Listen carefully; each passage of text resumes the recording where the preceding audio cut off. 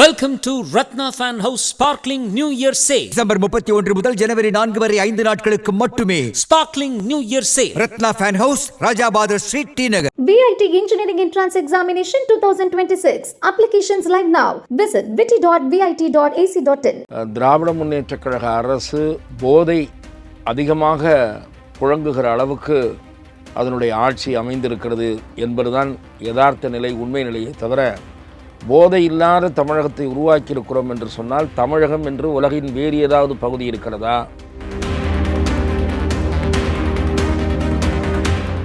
மது என்பது பணம் காய்க்கும் மரமாகிவிட்டது. அது அரசாங்கத்திற்கு மட்டுமல்ல, போலீஸ், ஆளுங்கட்சி புள்ளிகள் என்று பலருக்கும் பணம் காய்க்கும் மரமாக இன்றைக்கு மது என்பது மாறியிருக்கிறது. உங்களைப் போல தொட்டதற்கெல்லாம் மோடி குறை சொல்லிக்கொண்டு இந்த ஆட்சியினுடைய அழுக்கு மூட்டையை மோடி எதிர்ப்பு என்ற திரை போட்டு மறைப்பதற்கு மு.க. ஸ்டாலின் முயற்சி செய்து கொண்டிருக்கிறார்.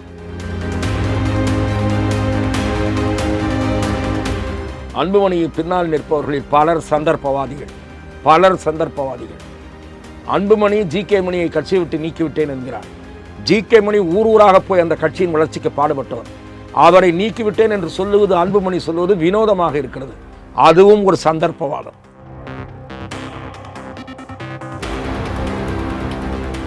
உலகெங்கிலும் உள்ள தினமலர் நேயர்களுக்கு வணக்கம். நம்மோடு மூத்த பத்திரிகையாளர் துக்ளக் ரமேஷ் இருக்கிறார், பேசலாம்.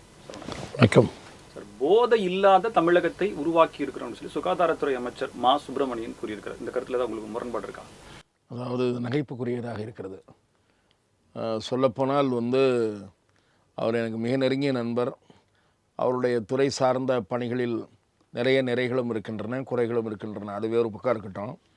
ஆனால் திராவிட முன்னேற்றக் கழக அரசு போதை அதிகமாக புழங்குகிற அளவுக்கு அதனுடைய ஆட்சி அமைந்திருக்கிறது என்பதுதான் யதார்த்த நிலை, உண்மை நிலையை தவிர போதை இல்லாத தமிழகத்தை உருவாக்கியிருக்கிறோம் என்று சொன்னால் தமிழகம் என்று உலகின் வேறு ஏதாவது பகுதி இருக்கிறதா என்று எனக்கு புரியவில்லை.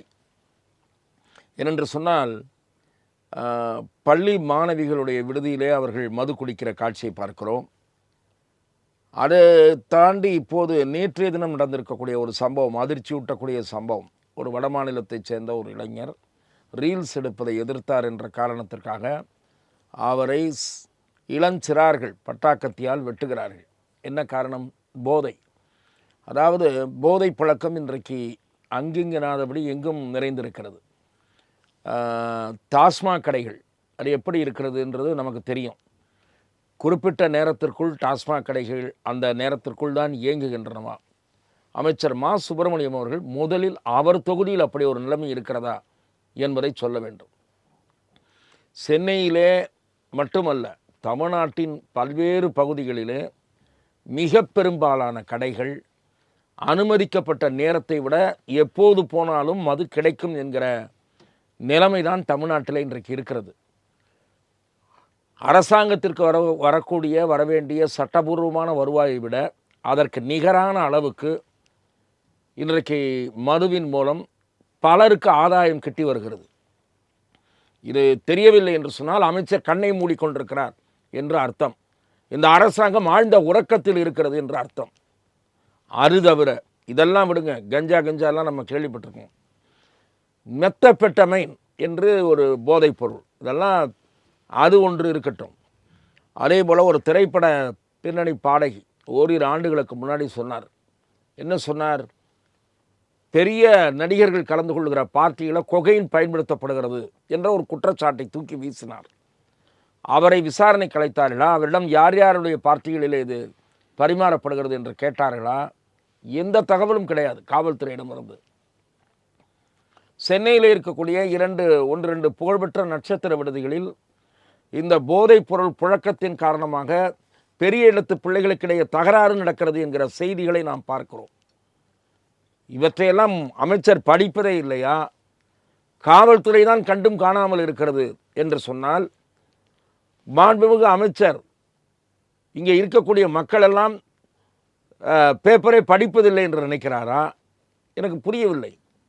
ஆகவே அமைச்சர் மா. சுப்பிரமணியம் அவர்கள் தயவு செய்து அவருடைய பெயரை கெடுத்து கொள்ளுகிற வகையில் இது மாதிரியான அப்பட்டமான பொய்களை பேச வேண்டாம் என்று நான் அவரை கேட்டுக்கொள்கிறேன். போதைப் பொருள் கொடிகட்டி பறக்கிற மாநிலமாக தமிழ்நாடு மாறிக்கொண்டிருக்கிறது, அபாயகரமான நிலையை நோக்கி போய்கொண்டிருக்கிறது என்பதுதான் யதார்த்த நிலை, உண்மை. நாடாளுமன்ற உறுப்பினர் கனிமொழி அவர்கள் சமீபத்தில் சொல்லியிருந்தாங்க, டாஸ்மாக் கடைகளுடைய எண்ணிக்கை குறைக்கப்பட்டிருக்கு அப்படின்னு தெளிவாக அவங்க ஒரு பேட்டி கொடுக்குறாங்க. இன்னொரு ஸ்டேட்மெண்ட் என்ன சொல்லுதுன்னா, ரெஸ்டோ பார், இந்த மணமகள் மன்றங்கள், அதாவது டாஸ்மாக் பார் இல்லாத, அதாவது வேற அந்த ஒரு எலைட் பார்ஸ், அதற்கான உரிமங்களை கணக்கே இல்லாமல் பல கொடுத்துருக்காங்க, அதில் கைவிட்டு பெற்றிருக்காங்களா என்ற சந்தேகம் வருதுன்ற இந்த 2 குற்றச்சாட்டுகளும் இதோட பொருந்தி போகுது. அப்படின்னா இவங்க குற்றச்சாட்டையே மறுக்கிறாங்கன்னா இது என்ன, நிவர்த்தியே செய்யப்படாத இல்லை. மதிப்புக்குரிய நாடாளுமன்ற உறுப்பினர் கனிமொழி அவர்கள் சென்ற தேர்தலின் போது கொடுக்கப்பட்ட வாக்குறுதியை மறந்துவிட்டு 2021 அந்த வாக்குறுதியை கொடுக்கவில்லை என்று நியாயப்படுத்த முற்பட்டார். அதாவது மதுக்கடைகள் மதுவிலக்கு அமல்படுத்தப்படும் என்று. வீட்டுக்கு வெளியே நின்று கருப்பு சட்டையோடு மாண்புமிகு முதலமைச்சர் ஆர்ப்பாட்டம் நடத்தியதை மறந்துவிட்டார், வசதியாக மறந்துவிட்டார். இந்த ரெஸ்டோ பாரெல்லாம் ஐடி கம்பெனி ஆட்கள், ஆண்கள் பெண்கள் உட்பட மது அருந்துகிற கூடங்களாக பல இடங்களிலே காட்சியளிக்கின்றன. இதற்கு FL2க்கு என்ன வாங்குகிறார்கள் என்று எப்படி செய்தி வருகிறதோ அதை போல இதற்கு எவ்வளவு வாங்குகிறார்கள் என்றும் செய்திகள் வருகின்றன. அதாவது மது என்பது பணம் காய்க்கும் மரமாகிவிட்டது.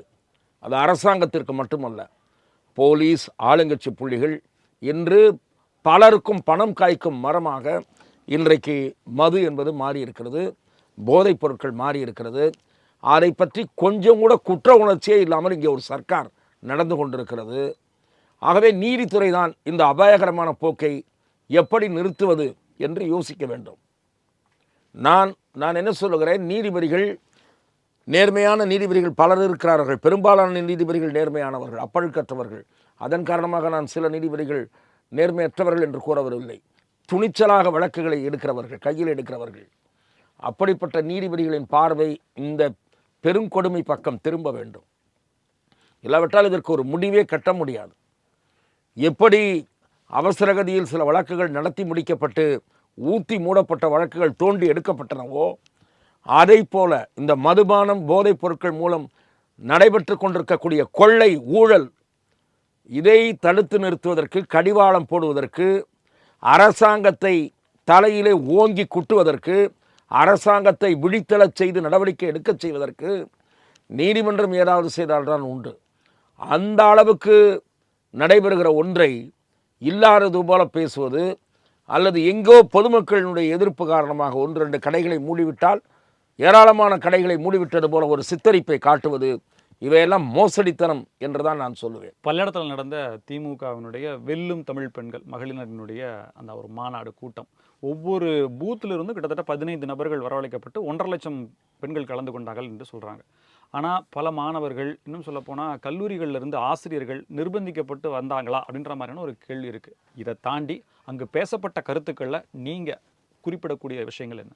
இல்லை, நான் சொல்வது, முதலில் திராவிட முன்னேற்றக் கழகம் தேர்தலுக்காக பல சித்தி வேலைகளை செய்கிறது. அதில் ஒன்றுதான் இளைஞரணி மாநாடு என்பது, இந்த மகளிர் மாநாடு என்பது. அது தவிர அரசாங்க பணத்தை எடுத்து வாரி இறைத்து ஓட்டுக்கு பணம் கொடுப்பதை போல இந்த 13 லட்சம் பேருக்கு 1000 ரூபாய் கொடுக்கிறோம் என்று புதிதாக விரிவாக்கம் செய்கிறோம் என்று 4.5 ஆண்டுகளுக்கு பிறகு 13 லட்சம் பேரை சேர்ப்பது, இவையெல்லாம் ஓட்டுக்காக செய்யப்படக்கூடிய அரசியல். அதில் ஒன்றுதான் இந்த மகளிர் மாநாடு. இதற்கான செலவு என்ன நான் கேட்கிறேன். ஆளுங்கட்சி நேர்மையாக இதற்கு விடை கூறுமா? அமைச்சர் செந்தில் பாலாஜி இந்த மாநாட்டிற்கு எவ்வளவு செலவு செய்தார்? நேர்மையான பதில் கிடைக்கும் அந்த ஆளுங்கட்சியிடமிருந்து? அழைத்து வரப்பட்ட பெண்களுக்கு எவ்வளவு கொடுக்கப்பட்டது? கட்சிக்காரங்களே செலவு பண்ணியிருந்தாலும் அதுக்கான கணக்கை கேட்குறீங்க நீங்க. கட்சியாக செலவு இல்ல, பெருந்தொகையை செலவு செய்துவிட்டு நீங்கள் ஏன் பீற்றிக் கொள்கிறீர்கள் என்று நான் கேட்கிறேன். மிகப்பெரிய அளவு தொகையை நீங்கள் செலவழித்திருக்கிறீர்கள். மலைக்க வைக்கக்கூடிய அளவுக்கு பணம் இதில் விளையாடி இருக்கிறது, செலவு செய்யப்பட்டிருக்கிறது. பெண்களுக்கு புடவை எடுத்து கொடுத்ததிலிருந்து, அவர்களுக்கு வருவதற்கு வாகனங்கள் ஏற்பாடு செய்ததிலிருந்து, பணம் அவர்களுக்கு கொடுக்கப்பட்டதிலிருந்து, நிர்வாகிகளுக்கு வழியாக ஆட்களை திரட்டுவதற்கு பணம் கொடுக்கப்பட்டதிலிருந்து, இவ்வளவு பெரிய கூட்டத்தை பணம் திரட்டி கொண்டு வந்து உட்கார வைத்து உங்களுக்கு என்ன மகிழ்ச்சி வேண்டி இருக்கிறது என்று நான் கேட்கிறேன். என்ன தானாக திரண்டு வந்த கூட்டமா அது? யாரை ஏமாற்றுகிற முயற்சி? அது திரட்டி வரப்பட்ட கூட்டம், தானாக திரண்டு வரவில்லை. அதில் 100 பேர் கூட சொந்தமாக வந்திருக்க மாட்டார்கள். இப்படிப்பட்ட ஒரு கூட்டத்தை வைத்துக்கொண்டு நீங்கள் என்ன பெருமைப்படுகிறீர்கள்? மகளிர் உரிமையை காத்து விட்டோம். என்ன மகளிர் உரிமையை காத்தீர்கள்? பெண்களுக்கு பாதுகாப்பு இருக்கிறதா? நான் கேட்கிறேன். பாலியல் அத்துமீறல்கள், சொத்து பங்கில் பாலியல் அத்துமீறல்கள், சொத்தில் பங்கெல்லாம் இதெல்லாம் சார், இதெல்லாம் ஒரு இது சார், பெருமையா சொல்றாங்க சார். அதுதான் நான் சொல்றேன் சார். இது எப்போ பண்ணதையே நீங்க இன்னும் சொல்லிட்டு இருக்க போறீங்க. இன்றைக்கு நடைபெறுகிற நிலைமை என்ன, அதை சொல்லுங்க. நீங்க என்ன அளவில் வச்சிருக்கீங்க? பெண்களுடைய நலன்கள் பேணப்படுவது என்பது, உண்மையான பெண்கள் பாதுகாப்பு என்பது, பெண் சுதந்திரம் என்பது வேறு. நீங்கள் அரசியலுக்காக பேசுவது வேறு. ஆகவே நீங்கள் பெண்கள் கல்வியிலே முன்னேறுவதற்கு, பெண்கள் எல்லா துறைகளிலும் போட்டி போட்டு மேலே வருவதற்கு, பெண் காவலர்களுக்கு முன்னுரிமை தருவது, பெண்கள் பல துறைகளில் மிளிர்வதற்கு ஒரு அரசாங்கம் வழிவகுப்பது, இதெல்லாம் தான் நாங்கள் என்ன செஞ்சுருக்கணும் அந்தந்த ஃபீல்டில் நீங்கள் சொல்லணும். சும்மா நாங்கள் பாருங்கள் பெண்கள் எவ்வளோ ஆதரவு இருக்காங்க அப்படின்னு கட்சிக்கார மகளிரெல்லாம் கூப்பிட்டு வந்து, அப்புறம் கட்டாயப்படுத்தி கொஞ்சம் பேரை நீங்கள் சொன்ன மாதிரி கூப்பிட்டு வந்து, காசு கொடுத்து பல பேரை கூப்பிட்டு வந்து இந்த கூட்டத்தை காட்டிட்டோன்னு சொல்கிறது தேர்தலுக்காக செய்யக்கூடியது. நீங்கள் தமிழ்நாட்டு காவல்துறையில் பெண் அதிரடிப்படை உருவாக்கியவர் செல்வி ஜெயலலிதா. அந்த மாதிரி பெருமையாக ஏதாவது சொல்ல முடியுமா? நீங்கள் அதிரடிப்படை காவல்துறையில் பெண்களை கொண்டு வந்தவர், அனைத்து மகளிர் காவல் நிலையம் கொண்டு வந்தார். இன்றைக்கி அந்த மகளிர்கள்லாம் காவல் நிலையங்களில் இருக்கக்கூடிய மகளிரே சில பேர் காவல் நிலைய ஆய்வாளரோ உதவி கமிஷனரோ அத்துமீறுகிற சம்பவங்கள் கடந்த ஆண்டில், இன்றைக்கு நான் கடந்த ஆண்டு சம்பவங்களை பிரட்டி பார்த்து கொண்டிருந்த போது பார்த்தேன். 4-5 சம்பவங்களை ஒரு 2 மாதத்தில் 5-6 சம்பவங்கள் காவல்துறையைச் சேர்ந்தவர்களே காவல்துறையைச் சேர்ந்த பெண்களிடம் அத்துமீறி இருக்கக்கூடிய நடவடிக்கைகள். ஆகவே எதற்காக நான் இதை சொல்கிறேன் என்றால், பொதுத்தளத்தில் பொது சமூகத்தில் பெண்கள் என்ன மரியாதை பெற்று கௌரவமாக வாழ்வதற்கு நீங்கள் உறுதி செய்து, பெண்களுடைய பாதுகாப்பை உறுதி செய்து, அதை சொல்லி இந்த ஆட்சியினுடைய சாதனை என்று சொல்ல வேண்டும். பார்த்தாயா ஒரு 50,000 பேரை கூட்டி விட்டு வந்தோம் என்றால் 50,000க்கு 50 கோடி செலவு செய்தீர்களா என்ற கேள்வியை இயல்பாக எழுப்ப வேண்டி இருக்கும். தேர்தல் வந்தாலே கதாநாயகன் திமுகவினுடைய தேர்தல் அறிக்கை தான் 2021 மிகச்சிறந்த கதாநாயகனாக இருந்தது. அதை தயாரித்த கதாநாயகி எம்பி கனிமொழி அவர்கள். அதுக்கப்புறம் நாடாளுமன்ற தேர்தலையும் அவங்க அந்த வேலை செஞ்சாங்க. ஸோ அடுத்து வரக்கூடிய தேர்தலையும் கதாநாயகனை தயார் செய்யும் பணியை செஞ்சுட்டு இருக்காங்க. பெண்களுக்கு முக்கியத்துவம் கொடுக்கப்படும்ன்ற மாதிரி பல விஷயங்களை சொல்லியிருக்காங்க. அதாவது கதாநாயகன் தேர்தல் அறிக்கை என்று சொல்லுவது எப்படி இருக்குன்னா, நாங்கள் ஜனங்களை ஏமாத்துறதுக்கான டூல், முக்கியமான டூல் அதுதான் அந்த தேர்தல் அறிக்கை. ஏன்னா ஏமாற்றிருக்கீங்க. வெளிப்படையாக சொன்ன வாக்குறுதிகளை தவிர இந்த அறிக்கை மூலமாக ஏமாற்றிருக்கீங்க. 500 சில்லற வாக்குறுதி கொடுத்துருக்கீங்க. 400 சில்லறைக்கு மேலே நிறைவேற்றவே இல்லை. நீங்கள் கிட்டத்தட்ட 20% நிறைவேற்றியிருப்பீர்களா என்பது சந்தேகம். நிதிச்சுமை பெரிய அளவில் இல்லாத வாக்குறுதிகள் சில நிறைவேற்றப்பட்டிருக்கின்றன, அல்லது பல நிறைவேற்றப்பட்டிருக்கின்றன. நிதி பொறுப்போடு அரசாங்கம் செய்ய வேண்டிய பல வாக்குறுதிகள் இன்னும் வாக்குறுதிகளாகவே இன்னும் பேப்பரிலேயே இருக்கின்றன. வரிசையாக சொல்ல முடியும். அரசாங்க ஊழியர்களுக்கு பழைய பென்ஷன் திட்டத்தை நிறைவேற்றினீர்களா? நான் கேட்குறேன். மாணவர்களுடைய கல்வி கடனை ரத்து செய்வோம்னு சொன்னீங்களே, யோசிக்கணும்ல சார். தமிழ்நாட்டினுடைய நிதி நிலைமை உங்களுக்கே தெரியும். தமிழ்நாட்டினுடைய நிதி நிலைமை நிறைவேற்றினா அப்படின்றனா எப்படி முடியும் சார்? எந்த சரி, தமிழ்நாட்டினுடைய நிதி நிலைமை மோசமாக இருக்கும்போது ஏற்கனவே சொந்த வீடு வச்சிருக்கிறவங்களுக்கு 1000 ரூபா மகளிர் உரிமை தொகையில் பலர் பயன்பெறுகிறார்கள். அவர்களை பட்டியலிருந்து விலக்காமல் புதிதாக 13 லட்சம் பேரை எப்படி சேர்த்தீங்க? அரசாங்கத்தினுடைய நிதி நிலைமை மோசமாக இருக்கும்போது அரசாங்க ஊழியர்களாக இருக்கக்கூடிய பெண்களுக்கு எதற்கு இலவச பஸ் பாஸ்? வங்கிகளிலே பணியாற்றுகிற பெண் அதிகாரிகளுக்கு எதற்கு இலவச பஸ் பாஸ்? இந்த கேள்வி இயல்பாக எழுவும்ல. நிதி மேலாண்மையில் தோல்வி அடைந்த ஒரு சர்க்கார் தான் இந்த அரசாங்கம். இரண்டாவது, என்னிடத்தில் தேதி இருக்கிறது. பிப்ரவரி மாதத்திலிருந்து போராடி கொண்டிருக்கிறார்கள் அரசு ஊழியர்கள் பல்வேறு கோரிக்கைகளுக்காக. இப்போது நாம் டிசம்பரின் இறுதியில் இருக்கிறோம். 2026 பிறக்கப் போகிறது. 25 பிப்ரவரியில் போராடி இருக்கிறார்கள். தேதி என்னிடம் இருக்கிறது. அமைச்சர்களுடன் நடத்திய பேச்சுவார்த்தை தோல்வியில் முடிந்திருக்கிறது. என்னுடைய நினைவு சரியாக இருக்குமானால் பிப்ரவரி 10 என்று நினைக்கிறேன். அமைச்சர்களுடன் நடத்திய பேச்சுவார்த்தை தோல்வி முடிந்திருக்கிறது. இப்போது இன்னும் பலர், அது அரசு ஊழியர்கள், ஆசிரியர்கள், செவிலியர்கள், எத்தனை தரப்பினரை ஏமாற்றி இருக்கிறீர்கள்? கொஞ்ச நெஞ்சமா? எல்லோரும் காத்திருக்கிறார்கள் உங்களுக்கு பாடம் புகட்டுவதற்கு. அதிலிருந்து எப்படி தப்பிக்கலாம் என்பதும் இந்த அரசாங்கம் சிந்திக்கிறது. தேர்தல் சமயத்தில் ஓட்டுக்கு 1000 ரூபாய் கொடுத்து தப்பித்து விடலாம் என்று இந்த அரசாங்கம் சிந்தித்து கொண்டிருக்கிறது, இந்த ஆளுங்கட்சி சிந்தித்து கொண்டிருக்கிறது. ஆகவே கொடுத்த வாக்குறுதிகளை ஏமாற்றிவிட்டு புதிதாக என்ன ரீல் சுற்றலாம் என்பதற்காக ஒரு குழு அமைக்கப்பட்டிருக்கிறது. ரீல் சுற்றும் கமிட்டி என்று அதற்கு பெயர் வைத்து விடலாம். ஒரு ஆப் ஒன்று வெளியிட போகிறாங்க சார். அதனால் மக்கள் கோரிக்கையை அதில் சொல்லிவிட்டு அதனை பேஸ் பண்ணி அதை அடிப்படையாக வைத்து அந்த தேர்தல் வாக்குறுதி அப்படிங்கிறது இறுதி செய்யும் பணி அப்படின்றது நடக்கும்ன்ற மாதிரி. இப்போ இந்த தேர்தல் வாக்குறுதிங்கிறது உள்ளபடியே திமுக செய்யுமா செய்யாதா அப்படிங்கிறத தாண்டி ஒரு கவர்ச்சியான ஒரு அறிவிப்பாக இருந்தது. இப்போ 2026 அதற்கான ஆப்ஷன் நீங்கள் சொன்னதே செய்யலை அப்படின்னா 2026 திமுகனுடைய வியூகம் என்னவாக இருக்கும்? அதுதான் சார், இதுதான் ஜனங்களை ஏமாத்துறதுன்னு நான் சொல்லிகிட்டு இருக்கேன். ஆப் திறந்து அதை நம்பி அதில் போய் கருத்து சொல்லுவோம். பொழுது போகாதவங்களாம் போய் கருத்து சொல்லுவான். இவங்க செய்ய மாட்டாங்கன்னு உறுதியாக தெரிகிறவன் எவனும் யாரும் அந்த ஆப்பை பயன்படுத்த மாட்டாங்க. கட்சிக்காரங்களே போட்டுப்பாங்க.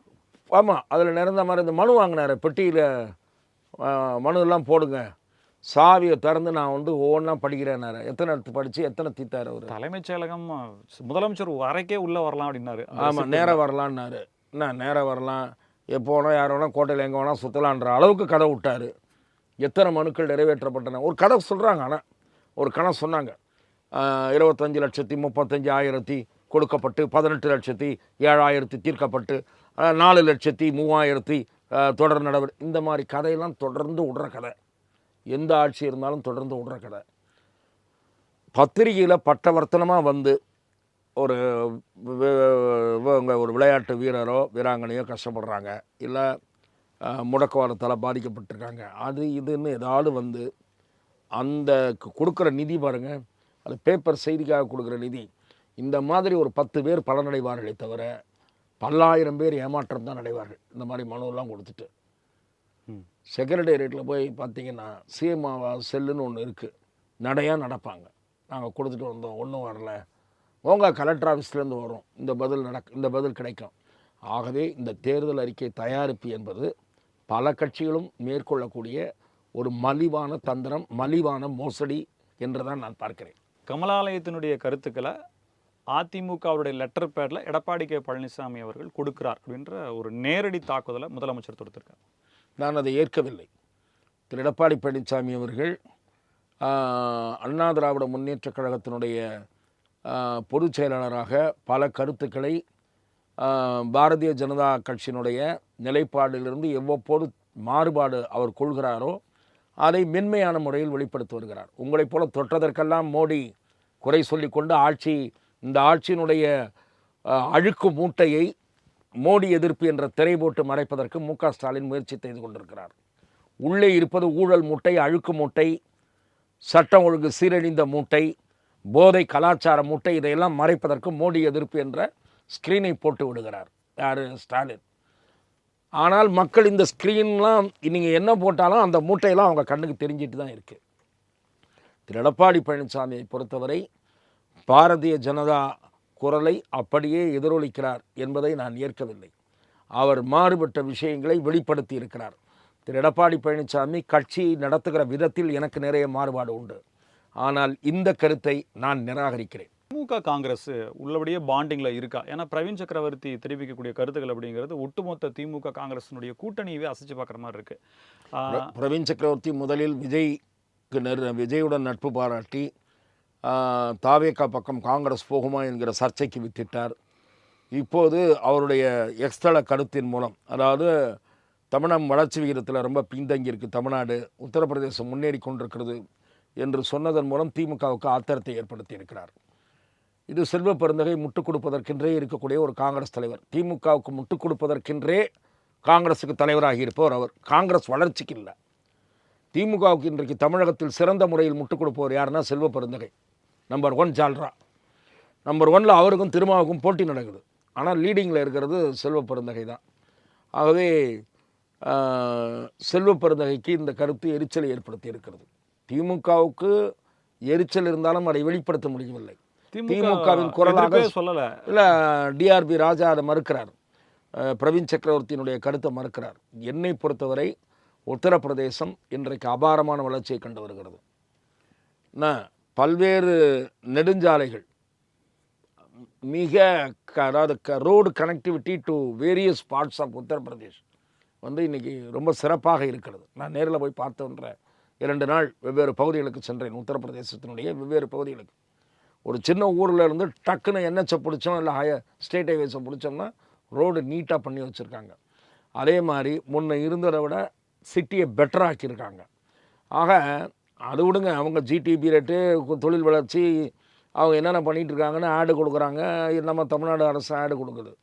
பிரவீன் சக்கரவர்த்தி காங்கிரஸ் கட்சியினுடைய தரவுகள் பகுப்பாய்வு பிரிவினுடைய பொறுப்பாளர். அதை நீங்கள் நல்லா கவனிக்கணும்.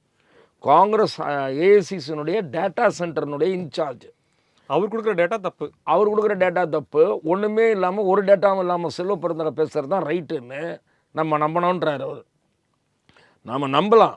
ஆனால் நம்ம வந்து இவர் மாதிரி திமுக சொல்கிறா இல்லையா நம்ம, அதனால் நமக்கும் கொஞ்சம் விஷயம் தெரியுன்றதுனால நம்ம அதை நம்புகிற மாதிரி இல்லை.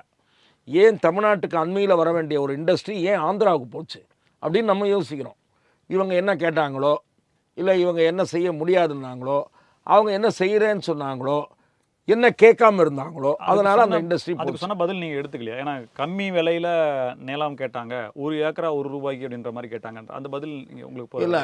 அதாவது சில நிறுவனங்களுக்கு நிலம் இலவசமாகவே கடந்த காலங்களில் அதிமுக ஆட்சியால் கொடுக்கப்பட்டிருக்கிறது, திமுக ஆட்சியாலும் கொடுக்கப்பட்டிருக்கிறது.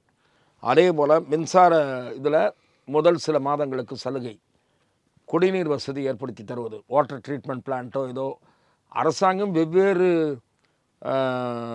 சலுகைகளை தந்து தான் தொழிற்சாலைகளை ஈர்க்க முடியும். நீங்கள் தொழிற்சாலை அமைக்கிறதுக்கே நீங்கள் ஏதாவது எதிர்பார்த்தீங்கன்னா அதை அவன் தர முடியாது. ஆகவே இப்படி முதல்ல அந்த தொழிற்சாலை ஒன்றும் போகலன்னு போய் சொன்னார் ராஜா. இப்போ ஒரு தொழிற்சாலை, ஃபாஸ்கான் கதை வேறு. ஆக இப்படி அந்த பிரவீன் சக்கரவர்த்தி சொன்ன இது வந்து ஒரு விவாத பொருளாக மாறி இருக்கிறது. விஜய் விஷயம், தாவேகா விஷயம், அது இன்னமும் காங்கிரஸுக்குள் கனன்று கொண்டிருக்கிறது, இன்னமும் அது புகைந்து கொண்டிருக்கிறது என்று தான் நான் சொல்வேனே தவிர அந்த புகைச்சல் அடங்கிவிட்டது என்று நான் சொல்ல தயாராக இல்லை. இன்னமும் காங்கிரஸ் கட்சியில் பலருக்கு அந்த விருப்பம் மேலோங்கி இருக்கிறது. தாவேகா பக்கம் போகலாமே, அது பெட்டர் ஆப்ஷன் ஆச்சே என்ற விருப்பம் முற்றிலுமாக அடங்கிவிடவில்லை, அந்த தீ அணைந்து விடவில்லை. சார், அப்படி காங்கிரஸ் நினச்சி தாவேகா பக்கம் போவதற்கான முழு உரிமை காங்கிரஸுக்கும் இருக்கா? எல்லாம் செய்ய முடியுமா அப்படிங்கிறத தாண்டி தேர்தல் செலவுன்றது வரும்போது காங்கிரஸ்னால முடியாது அப்படின்ற கேள்விக்கு திமுக தான் ஒரே ஆப்ஷன் அப்படின்ற பதில் வருது. அது எப்படி சார்? இன்றைக்கு அதிகமான பண வசதியோடு இருப்பது திமுக தான். ஆனால் காங்கிரஸ் வெளியே வந்து பொலிட்டிக்கலாக ஒரு டிசிஷனை எடுக்கும்போது காங்கிரஸுக்கு அகில இந்திய அளவில் காங்கிரஸ் கட்சிக்கு நிதி திரட்டக்கூடிய வாய்ப்பு இல்லை என்று நீங்கள் நினைக்கிறீங்களா? இல்லை, நான் என்ன சொல்கிறேன், ஒரு வலுவான கூட்டணி உருவாகிவிட்டால் அந்த நிதியெல்லாம் தூக்கி எறியப்படும். மக்கள் அந்த இவர்கள் வீட்டுக்கு போவதற்கான நேரம் வந்து விட்டதுன்னு நினச்சி ஓட்டை மாற்றி போடக்கூடிய சூழல் உருவாகும். விஜயோடு யாரும் சேரக்கூடாது என்று திமுக ஏன் பயப்படுகிறது? குறிப்பாக காங்கிரஸ் போய்விடக்கூடாது என்று ஏன் கவலைப்படுகிறது? ஆகவே திமுக சர்வ வல்லமையோடு பெரும் மக்கள் ஆதரவோடு இருந்தால் நீங்கள் தனியாகவே சந்திக்கலாமே. 1-2 உதிரி கட்சியை வச்சுட்டு தனியாகவே சந்திக்கலாமே. இந்த இடத்துல ஏன் பயப்படுறீங்க? திமுகவினுடைய எதிர்ப்பு ஓட்டுகள் அப்படியே அதிமுகவுக்கும் பாஜகவுக்கும் போயிடக்கூடாதுங்கிறதுக்காகத்தான் தாவேகாவை திமுக வச்சிருக்கின்ற கருத்து வருது. இப்போ இந்த கருத்துக்கு நான் அதை ஏற்கல. திமுகவினுடைய தூண்டுதலில் தான் தாவேகா தனித்து இயங்குகிறது என்று நான் பார்க்கவில்லை. விஜய் அவர்கள் முதலமைச்சர் வேட்பாளர் என்ற கருத்தியலை முன்வைத்து தாவேகா தேர்தலை சந்திக்கிறது. அதிமுகவுக்கு பழைய வாக்கு வங்கி இல்லை, அதனால் இப்போது நமக்கு ஒரு வாய்ப்பு இருக்கிறது என்று விஜய் கருதலாம். அதே போல கலைஞர் இல்லை, செல்வி ஜெயலலிதா இல்லை. ஆகவே 2 பெரும் அரசியல் ஆளுமைகள் இல்லாத நேரத்தில் இந்த தேர்தல் என்பது தனக்கான தேர்தல் என்று அவர் கருதி இருக்கலாம். அது அவர் கணக்காக இருந்து அவர் கட்சியை தொடங்கி இருக்கலாம். இப்போது திமுகவுக்கு இவருடைய முயற்சிகள் என்பது உதவலாமே தவிர, அதாவது விஜய் மிக கணிசமான ஓட்டை பிரித்து விட்டால் அதிமுகவால் வெற்றி பெற முடியாது. ஆகவே திமுக மீண்டும் வந்துவிடும் என்று சிலர் கணிக்கிறார்கள். நான் என்ன சொல்கிறேன் என்றால், அப்படி திமுக வந்துவிடும் என்ற காரணத்தை காட்டி அதிமுகவோடு விஜய் சேர்ந்துதான் ஆக வேண்டும் என்று அவரை நிர்பந்திக்க முடியாது. அவர் தனக்காக கணிசமான ஆதரவு இருப்பதாக அவர் நம்புகிறார். அந்த நம்பிக்கைக்கு கொள்வதற்கு அவருக்கு முழு உரிமை இருக்கிறது. விஜய் திமுகவினுடைய பி டீம் என்றோ பிஜேபியினுடைய பி டீம் என்று திருமாவளவன் அபத்தமாக பேசுகிற மாதிரி திமுக பி டீம் என்று யாராவது சொன்னால் அதையும் நான் நிராகரிப்பேன். ஓபிஎஸ் இந்த எலெக்ஷனில் என்ன முடிவு இப்போ தாவேகா செல்வார் அப்படின்ற மாதிரியான நம்பத்தகுந்த அதிகாரப்பூர்வமான விஷயங்கள் வரலனாலும் ஆனால் அதை நோக்கி தான் செல்கிறார் அப்படின்ற தகவல் வருது. உண்மையாக இருப்பதற்கான வாய்ப்பு இருக்கா? இப்போது அதை கூற இயலாது. ஆனால் திரு ஓபிஎஸ் அவர்கள் தன்னுடைய ஆப்ஷன்ஸை ஓப்பனாக வைத்திருக்கிறார் என்று தான் தோன்றுகிறது. பிஜேபி அதிமுக கூட்டணியில் உறுப்பு கட்சியாக இருக்க அவர் விரும்பவில்லை. அதிமுகவில் பழையபடி இணைத்து கொள்ளப்பட்டு முக்கிய பொறுப்பு தரப்பட்டால் அந்த ஆப்ஷன் பரிசீலிப்பார். ஆனால் அதற்கான வாய்ப்பு இருப்பதாக நான் கருதவில்லை. பாமகவில் நடக்கிற கலைவரங்கள், குறிப்பாக பாமக சேலத்தில் நடந்த கூட்டத்தில் ராமதாஸ் அவர்கள் பேசிய பேச்சு கொஞ்சம் சென்டிமெண்ட்டாகவும் அரசியலை தாண்டி ஒரு நெருடலாகவும் இருந்தது. இந்த கருத்துக்களுக்கு இந்த அன்புமணி ராமதாஸ் தரப்பிலிருந்து கேலி கூத்து, இது கூட்டமே இல்லை அப்படின்ற மாதிரி பதில் கொடுக்கப்பட்டிருந்தாலும் ராமதாஸ் ஐயா பேசிய கருத்துக்கள் அப்படிங்கிறது ரொம்ப டச்சிங்காக இருந்தது. பாட்டாளி மக்கள் கட்சியை கட்டி வளர்த்தவர் டாக்டர் ராமதாஸ் தான். அப்போது அன்புமணிக்கு எந்த பங்கும் கிடையாது. வன்னியர் சங்கத்தை ஊர் ஊராக போய் வளர்த்தவர், இடஒதுக்கீடு போராட்டத்தை முன்னெடுத்தவர், மிக பிற்படுத்தப்பட்டவருக்கு 20% இடஒதுக்கீடுக்கு காரணமாக இருந்தவர். இப்படி பல பெருமைகளுக்கு உரியவர் டாக்டர் ராமதாஸ். ஆனால் இப்படி இந்த நான் குறிப்பிட்ட விஷயங்களில் எந்த பங்களிப்பும் இல்லாதவர் அன்புமணி. அரசியலுக்கே வராமல் வெளியே இருந்தவர் அன்புமணி. அவரை அரசியலுக்கு கொண்டு வந்து ராமதாஸ் மக்களுக்கு என்ன சத்தியம் செய்தாரோ அதை மீறி அரசியலுக்கு அன்புமணியை கொண்டு வந்தவர் ராமதாஸ். என் குடும்பத்தை சேர்ந்தவர் யாரும் வரமாட்டார்கள் என்று ராமதாஸ் சொன்னார். அதற்கு நேர்மாறாக இப்போது மகன், மகள், பேரன் வரைக்கும் வந்து விட்டார். ஆகவே அது ராமதாஸ் பக்கம் இருக்கக்கூடிய குறை. ஆனால் அன்புமணிக்கு என்று சொந்த செல்வாக்கு ஆரம்பத்தில் கிடையாது. இப்போது அவர் கட்சியில் ராமதாஸால் பொறுப்புக்கு கொண்டு வரப்பட்டு எம்பி ஆகி, மந்திரியாகி, இளைஞரணி தலைவராகி, அதன் பிறகு அவரை இதுவாக்கி இதெல்லாம் பண்ணதுனால அவருக்குன்னு ஒரு கூட்டம் போய் நிற்கிது. ஏன்னா அன்புமணி ராமதாஸ் ஏதாவது ஒரு பெரிய கட்சியோட சேருவார், அவர் பக்கம் நின்னோம்னா 4 சீட்டு வாங்கலாம் அப்படின்னு ஒரு கூட்டம் போய் நிற்குது. ஆனால் பாமகன்ற கட்சி பெரிய அளவில் வளர்ந்ததுன்னா அதற்கு முழு காரணம் ராமதாஸ்.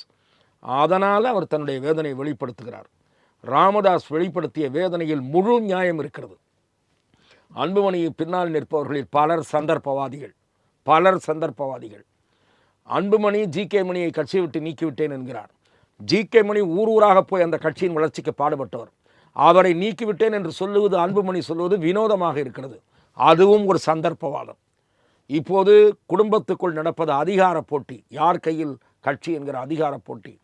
இந்த அதிகார போட்டியின் காரணமாக பாமகவின் வாக்கு வங்கியிலேயே டேமேஜ் ஏற்படும், சரிவு ஏற்படும் என்பதுதான் என் பார்வை. பாமகவினுடைய இந்த அப்பா மகன் சண்டைக்கு பின்னால் பாஜக தான் இருக்குது அப்படின்ற குற்றச்சாட்டு முன்வைக்கப்படுது. அதை நீங்கள் எப்படி எடுத்துக்கிறீங்க? நான் அதை ஏற்கவில்லை. எந்த கட்சியில் எந்த பிரச்சனை வந்தாலும் பாஜக தான் காரணம்னு சொல்வது இப்போது ஒரு வேடிக்கையாகிவிட்டது. சீமான் திமுகவை எதிர்க்கிறாரு, இல்லை பெரியாரை எதிர்க்கிறாரு, பாஜக தான் காரணம். விஜய் திமுகவை எதிர்க்கிறாரு, பாஜக தான் காரணம். அன்புமணி அப்பாவை எதிர்க்கிறாரு, ராம்தாஸ் பிள்ளை எதிர்க்கிறாரு, பிஜேபி தான் காரணம். இந்த பிஜேபியை சொல்லியே சில பேர் குழப்பம் ஓட்டிக்கிட்டு இருக்காங்க தமிழ்நாட்டில். அவ்வளவு பயமா அவங்களுக்கு பிஜேபியை பார்த்தான்னு நான் கேட்குறேன். எதற்காத்தாலும் பிஜேபி காரணம். திரும்ப சமீப காலமாக பேசுகிறதுலாம் ரொம்ப நகைச்சுவையாக இருக்குது. ஆர்எஸ்எஸ்ஸின் வளர்ப்பு யார், சீமானும் விஜயும். ஏன் திமுக மேலே பாயிறாங்களே, அதனாலயா? பெற்றெடுத்த பிள்ளைகள். அதான் திமுக. அப்போ நீங்கள் வந்து திமுக வளர்ப்பு திருமாவா? திமுக பெறாத பிள்ளை திருமாவளவனா? ஏன்னா இன்றைக்கி திமுக அறிவாலய வாசலிலேயே நிற்க வேண்டிய நிலைமைக்கு தள்ளப்பட்டு விட்டவர் திருமா. ஆகவே திமுக பெறாத பிள்ளை திருமாவான்னு நான் அவரை பார்த்து கேட்க விரும்புகிறேன். சார், நீங்களே பல கருத்துக்களை சொன்னீங்க. எப்படி வந்து கட்சியை வளர்த்தாரு, பாமகவை வந்து முன்னாடி ஒரு வன்னியர் சங்கமாக இருந்ததை எப்படி கொண்டு வந்து 40 ஆண்டுகள் வளர்த்தாருன்னு சொன்னீங்க. ஆனால் இந்த தேர்தல் ஆணையம், இந்த மாம்பழம் சின்னமும் சரி, அதுபோன்ற பாமகவினுடைய தலைமையகம், அன்புமணி ராமதாஸனுடைய அங்கீகாரம் அப்படிங்கிறது வரும்போது முழுக்க அன்புமணி ராமதாஸ் பக்கமே தான் சார் போகுது. ராமதாஸ் ஐயா பக்கம் இல்லையே, எந்த விதமான நியாயமும் இல்லையே. டாக்டர் ராமதாஸ் பக்கம் தேர்தல் ஆணையம் இறுதியான முடிவை எடுத்து விட்டதாக நான் நினைக்கல. அன்புமணி பக்கம் டாக்டர் ராமதாஸ் நிச்சயமாக வழக்கு தொடரவோ அல்லது முறையிடவோ வாய்ப்பு இருக்கிறது. இறுதி முடிவு எட்டப்பட்டு விட்டதாக நான் கருதவில்லை.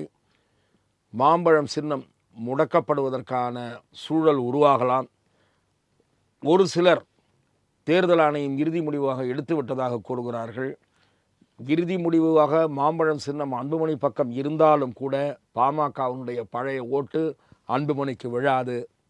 இரு கூறுகளாகத்தான் பிளவுபடும்.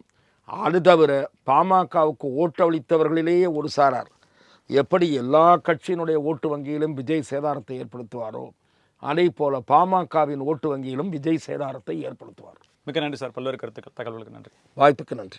நேர்களை மீண்டும் சந்திப்போம். இணைந்திருங்கள் தினமலருடன். நன்றி நேர்களே.